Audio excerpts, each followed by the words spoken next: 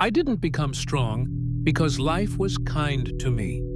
I became strong because life tried to break me every single day, and I refused to stay down. I remember the nights when no one checked on me, the mornings when hope felt heavy, and the days when silence was my only companion, because explaining my pain to people who never listened only made me weaker. So I stopped talking and started observing. I saw how the world rewards noise but respects results. I saw how people celebrate confidence but secretly fear discipline. I saw how excuses sound convincing until reality arrives and demands proof. And in that moment, I understood something that changed everything. Silence is not weakness. Silence is preparation. While others talked about their plans, I trained my mind. While others complained about circumstances, I learned self-control, while others searched for shortcuts. I accepted discomfort because comfort never built anything worth having. Pain became my teacher, pressure became my conditioning, and loneliness became my sharpening stone. Every setback stripped away another layer of weakness. Every failure exposed habits that needed to die. And instead of running from that truth, I faced it alone, without applause, without support, without validation. Because I realized something dangerous: when you stop waiting for motivation and start relying on discipline, you become unstoppable. I stopped needing people to believe in me, because belief without action is meaningless. I stopped chasing approval, because approval doesn't pay the cost of growth. I learned to wake up when it was dark to work, when it was hard, and to stay focused, when everything inside me wanted to quit, because that is where power is built.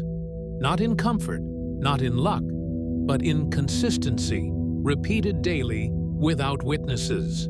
This wasn't a sudden transformation. It was slow, painful, and invisible.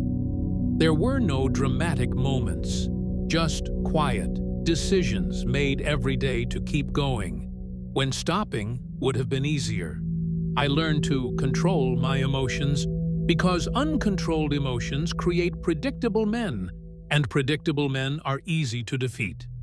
I learned to move in silence, because announcing progress invites interference, and interference delays results.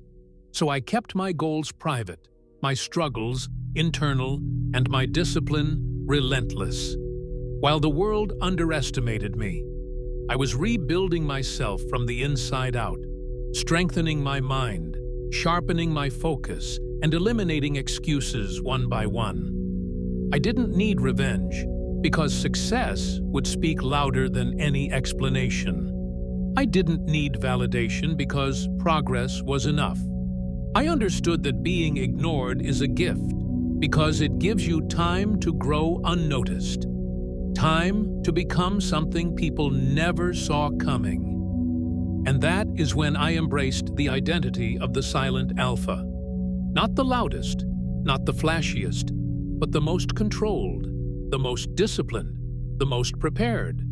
Because dominance isn't about intimidation. It's about self-mastery.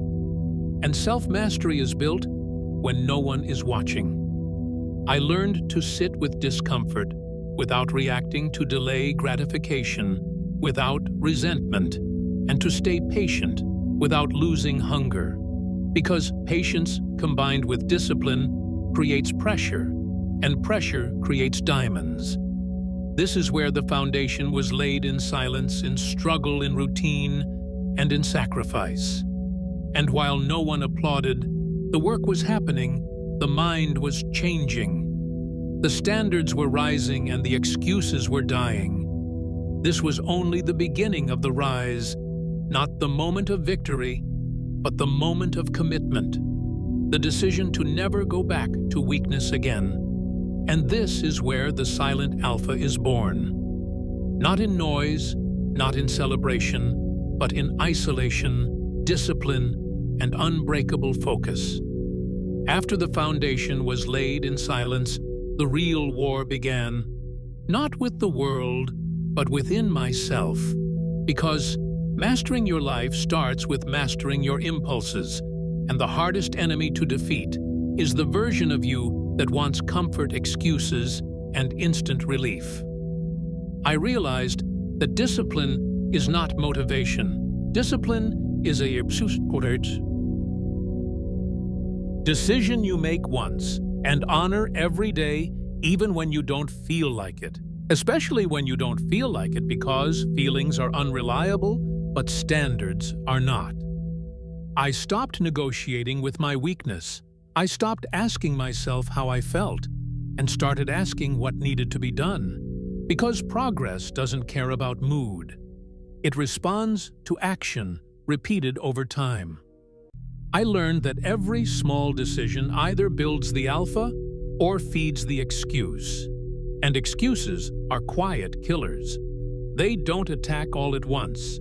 They slowly lower your standards until mediocrity feels normal.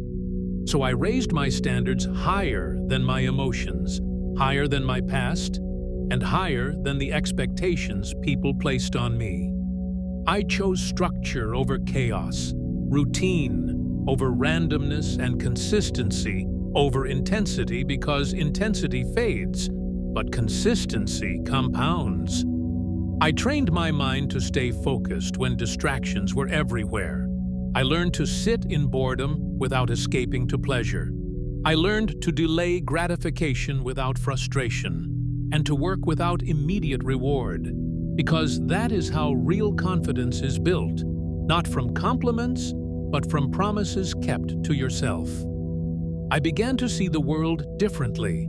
I noticed how most people live reactively, controlled by impulses, notifications, and emotions, while claiming they want success, but refusing the discipline it demands. And that separation created clarity. I stopped explaining my path to people who wouldn't walk it. I stopped proving myself to people who didn't matter, because explanation is a form of seeking permission, and I no longer needed permission to become who I was meant to be. I understood that silence protects momentum, and momentum creates inevitability when you do the work long enough without interruption. Results stop being optional and start becoming unavoidable. I embraced the loneliness that came with growth, because isolation is where clarity lives, and clarity sharpens decisions. I trained even when progress felt slow, because slow progress is still progress, and stopping guarantees failure. I accepted that there would be days when nothing felt rewarding, when results were invisible and effort felt wasted. But I also knew that those days separate the disciplined from the average, because most people quit in the unseen phase right before momentum shifts, and I refused to be. Most people, I learned to control my reactions, because reaction gives power away, and power once given is rarely returned. So I stayed calm under pressure, focused under stress, and silent under provocation, because emotional control is dominance, and dominance begins internally, not externally. I stopped responding to disrespect and started responding with improvement, because nothing confuses doubters more than watching someone they underestimated outgrow them quietly. I replaced bad habits with disciplined routines and weak thoughts with structured action. And over time, the identity shifted. I was no longer trying to be disciplined. I became disciplined. And when discipline becomes identity, results follow naturally, without force, without noise, without announcement. This was not about becoming better than others. It was about becoming dangerous to my old self, eliminating every weakness that once held me back, and transforming pressure into precision. The days blended together, but the growth accumulated unseen, like interest compounding silently. And I knew something had changed, because I no longer needed motivation to start. and I no longer needed praise to continue the work, had become the reward, and the process had become the power. This was no longer a phase, it was a system, and systems don't rely on feelings, they produce results. And that is when I understood that the silent alpha doesn't chase outcomes. He builds habits that make outcomes inevitable. There comes a moment when the work you did in silence begins to surface, not because you announced it, but because reality can no longer hide it. And when that moment arrives, it feels quiet, not explosive, not dramatic, just certain, because confidence built on discipline doesn't need to prove anything. It simply exists. I didn't rise overnight. I rose gradually, then suddenly, and most people only notice the sudden part, never the years of isolation, restraint, and repetition that made it possible. By the time they asked, "What changed?" I was already gone, mentally operating on a different standard, governed by rules I built when no one was watching. I understood then that dominance is not about control over others, but control over self, because the man who controls himself cannot be controlled by circumstance, by opinion, or by pressure. And that kind of independence unsettles people who are still negotiating with their limits. I no longer reacted to praise or criticism because both are distractions. One inflates the ego, the other feeds doubt, and both pull you away from the work. So I stayed centered, anchored in routine standards and execution, letting results speak, because results are undeniable. They don't argue, they don't explain, they don't beg.